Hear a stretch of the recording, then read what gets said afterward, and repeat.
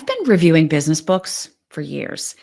In fact, believe it or not, and I had to go check, there are over 100 book reviews on buyersmeetingpoint.com.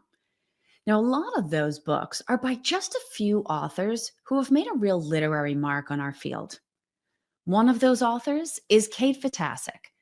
Starting with the Vested Outsourcing series in 2010, Kate has become really well known for writing books that offer different perspectives on things like relational sourcing, contracting, and procurement. Now, this week, I'm going to try something I've never done before. I'm actually going to do sort of a podcast book review. I'll share the key points from her latest book as well as my reactions to them. So the book that we're going to talk about today is Preventing the Dispute Before It Begins: Proven Mechanisms for Fostering Better Business Relationships. And it was written by Kate as well as several co-authors, James P. Groton, Allen Waldman, and Allen Waxman. One of the things I really appreciate about it, yes, it's a business book, not necessarily a summer beach read, but it's very human and highly readable.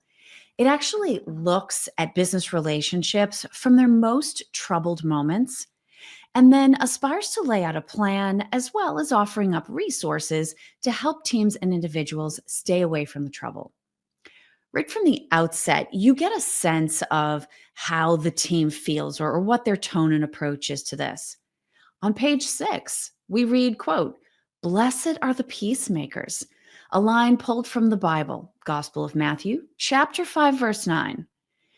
Now, in this week's episode, I'm going to share a lot of different information, but I encourage you to hold on to that idea. Blessed are the peacemakers. After all, if we aren't actively looking to foster healthy relationships, there is no study or book or framework in the whole world that can actually make a difference. So where we start is, who are the peacemakers? When it comes to handling disputes, I think it's important to acknowledge that for a lot of people, this comes dangerously close to a very human weakness, and that's a discomfort with conflict. While we may mean well, one of my key takeaways from the book is that avoiding hard conversations is actually more likely to make a situation worse than to actually let it go by and avoid trouble altogether. Kate and her co-authors point out very clearly that being proactive about addressing problems requires courage, but having that courage can prevent conflict if we handle it right. And part of handling conflict right is thinking about it objectively versus responding to it emotionally. In the introduction to the book, the authors take the time to differentiate between problems and conflict. So let me quote what they say. "We, therefore, define a problem as a perplexing situation or question that requires attention and solution. In some cases, a problem can turn into a conflict. We define conflict as an active disagreement between individuals or organizations with opposing opinions, principles, or objectives." Now, this might all sound like we're splitting hairs, but I think it's a really important distinction. Even an active disagreement is not necessarily a bad thing. Again, the advantage goes to the person or the team who has the wherewithal to make sure that the resolution is constructive. It might also seem counterintuitive, but in order to prevent disputes, we actually need to actively enter conversations that could otherwise feel like conflict. So there can be conflict within organizations for sure. Tempers flare in cross-functional meetings all the time, right? Just think procurement and finance, procurement and IT, procurement and marketing, procurement and anybody, now that I think about it. Anytime you have a difference of opinion or a difference in motivating factors, conflict may be a natural result.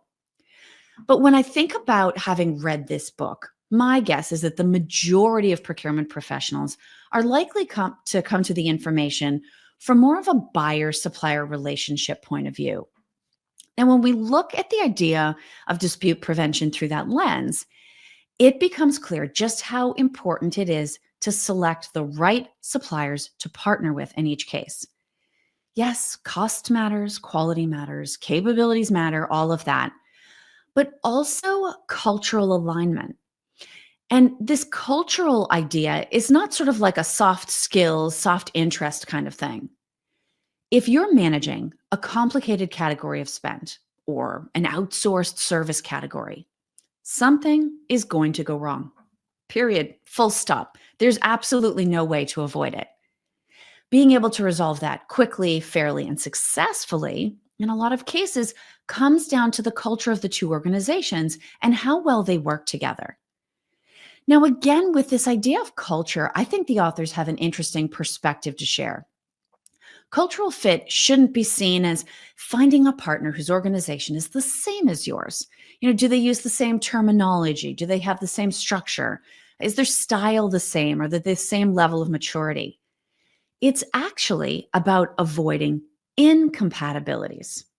As my mother would say about marriage, you're not looking for someone perfect because that person doesn't exist. You're looking for someone with the faults you can live with. And that's exactly what they say about the consideration of cultural alignment. Now, once you've selected your partner and hopefully made a good choice on all fronts, the next challenge is an even more daunting one: the contract phase, right? The honeymoon couldn't end any faster or more abruptly. Everyone's excited. You've said yes, you're moving forward together. And then the lawyers get involved, right? Kate and the other authors spend quite a bit of time focusing on the effectiveness and clarity of contracts as connected to conflict, problems, dispute, and all of that. As they point out on page 60 of the book, contracts today are getting longer, they're getting more complicated, and they're getting harder to read. Some organizations are actually moving to what they call plain language contracts, where details are still purposefully included and the document is still legally binding, but they read more like real people talk, which makes them easier to read and understand. Now, beyond the language itself, every contract is also infused with intent and sometimes the insecurities of the parties based on past experiences. So, for instance, if either or both of the parties involved in a contract is worried that the other is going to exploit them, you can end up with what Kate and her co authors called the holdup problem. Now, this should be seen as a huge red flag. If you can't find enough trust to get through the contract process, maybe this isn't going to be such a great working partnership after all. Even the idea of something relatively standard like termination for convenience can actually suggest the wrong tone. Instead, the authors recommend suggesting a termination for justified reason. So the idea is that if this contract and the associated partnership are truly meaningful in both directions, no one should want to walk away for convenience. You shouldn't even want the option to walk away for convenience. It simply reduces the other party's incentive to invest right from the outset.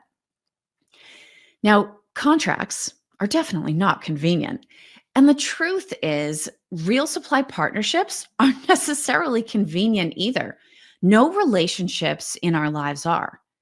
And when we think about relationships, whether it's buyer supplier, cross functional, or even personal, problem solving, communication, and understanding are always going to need to be a part of it, even when escalation ends up being required.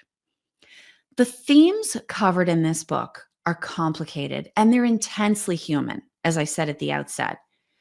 Part of the benefit here is that these themes have also been the subject of a lot of very high level study. So there are a couple of different Nobel Prize winners whose work they reference in the book. They reference Oliver Williamson, the 2009 Nobel laureate in economic sciences, whose work was focused on how firms are structured to resolve conflicts and why some transactions occur within firms while others take place in the open marketplace. The other Nobel winner is Oliver Hart. He got the 2016 Nobel Prize in economics for his work on contract theory. So the fact that Nobel Prize winners are focused on this, I actually had to look up because there are Nobel Prizes in a lot of different categories. So what's the tie that binds there? Why do you get a Nobel Prize? You get a Nobel Prize if your work is done, quote, for the greatest benefit to humankind. And this topic, this dispute, conflict, problem topic, presents a challenge so far beyond procurement. But if we can be among the first to solve it, even in our own little domain, there is so much benefit to go around. Procurement has to be present in our work at all times, and relationship governance should be in place to ensure that all of these investments in partnership, it's not friendship, it's relationship and partnership. We have to make sure those efforts don't fall by the wayside when things get busy. One of the quotes that jumped out to me from the book is on page 108. Assuming that complicated B2B relationships will take care of themselves is a flawed premise, to say the least. And while that quote may feel like stating the obvious, if we're honest with ourselves, we're probably not doing what needs to be done to move beyond this idea of leaving relationships to themselves. This is not a set it and forget it kind of effort. Now, according to Kate and the co-authors, the start of a new relationship is the best time to put dispute prevention practices into action. You can absolutely incorporate them at any time, right? Better late than never. But still, if you can, do it from the start, because that way it becomes how you work with that supplier or that partner, and not something that maybe you're inserting because you have concerns. Now, I'm not saying, clearly there's been Nobel Prize winning study. There's been lots of books, lots of classes. A lot of work has to go into preventing disputes so that they never actually have to be resolved. And the reality is time and effort are always in short supply. I think it's interesting that the book acknowledges procurement's natural desire to measure the value of everything they do, including averted disputes. Right? So we talk about savings, we talk about cost avoidance, we talk about spend under management. There's always this push to try to capture the additional forms of value. And I think what we're talking about in this book falls into that category.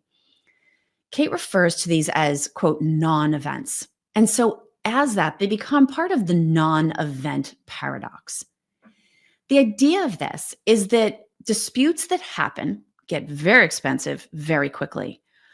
But if we refuse to recognize the relatively light investment required to prevent this dispute altogether, we're actually incentivizing people to put their energy and priorities into keeping the partnerships rolling. I actually think about this almost in the context of power lines, right? When utility companies look at the power lines and they say, okay, we could either be out there all the time trimming branches, right? Making sure the lines are good, or we could just wait until a tree comes down, takes down the branch, and then fix the wire then. What Kate and her co-authors are advocating is being out there, having a system for trimming the branches, making sure that both you never have a catastrophic failure if you can avoid it, or at least you have a plan in place to try to avoid that to the best of your ability. Because when things start to go bad, they have a tendency to get worse quickly.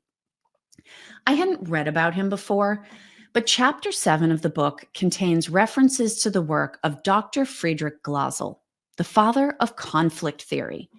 He has this 3-phase conflict escalation model.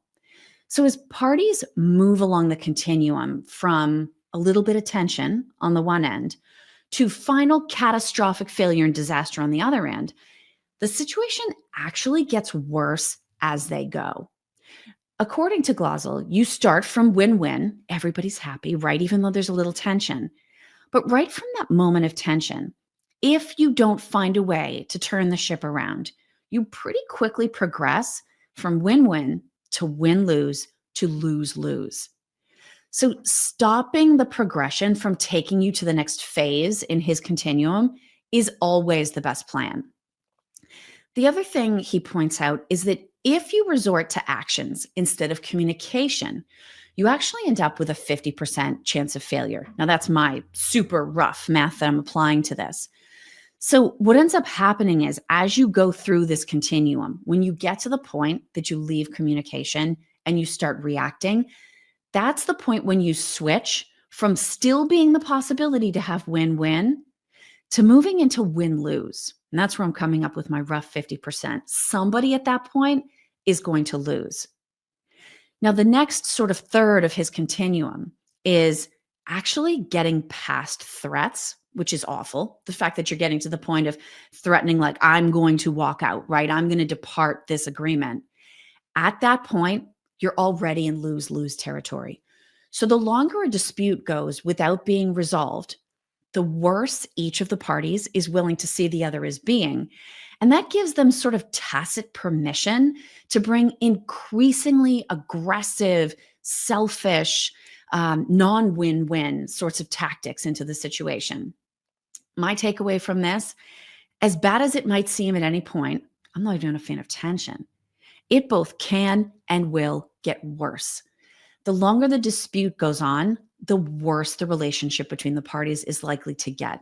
So stop it as soon as you can, no matter where you currently are, because if you get past a certain point, everything done after that point has no potential to actually resolve the situation.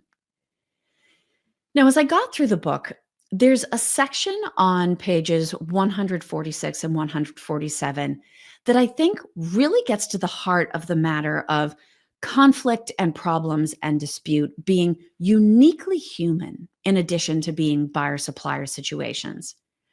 I think they get to the heart of this so much that I actually want to read these few paragraphs to you. The section header is, "The hope there won't be problems."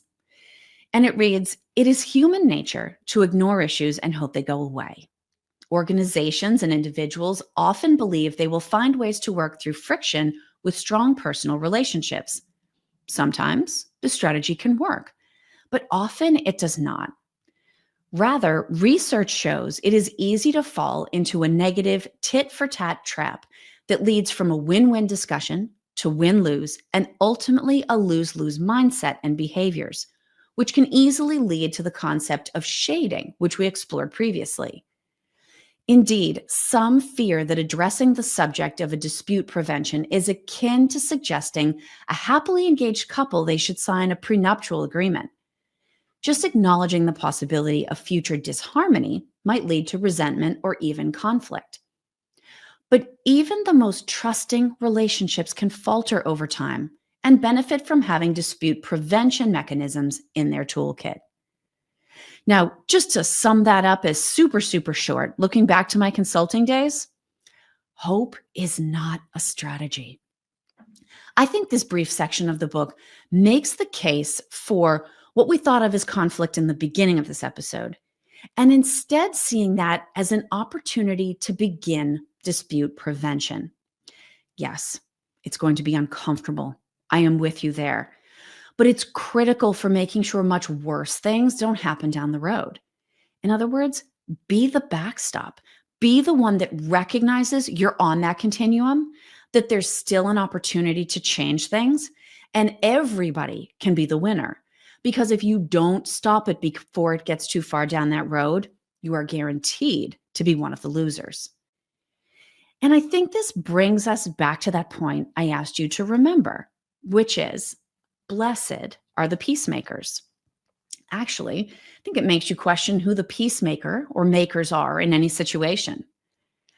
Maybe that person that you feel like is the fly in the ointment or the skunk at the garden party is actually a peacemaker. Maybe they're the ones that respond quickly and instinctively to conflict and help prevent disputes from starting.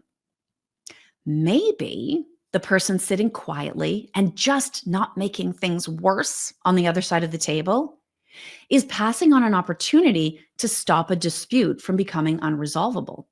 That does not make you a peacemaker, even if it feels safe. I highly recommend checking out this book, both for its reflections on human nature and also for the way we can apply them in procurement and supply chain.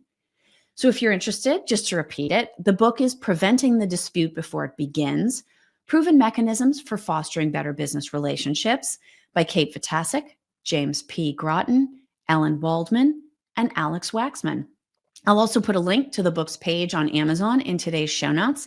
And if you do pick up a copy and have any additional thoughts, reach out and let me know. There is a lot in this particular title.